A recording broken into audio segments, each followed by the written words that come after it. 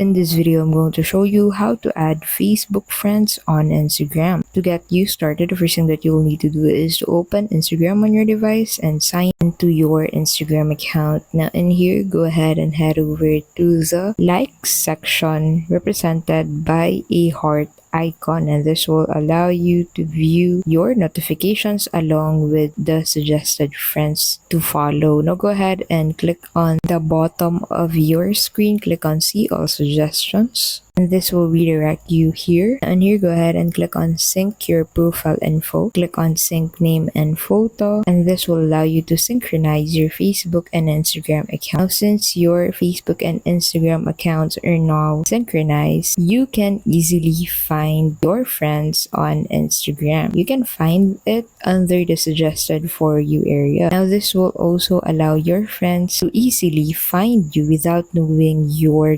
Instagram username. And that's how you can simply add Facebook friends on Instagram. Thank you so much for watching, and we'll see you in the next video.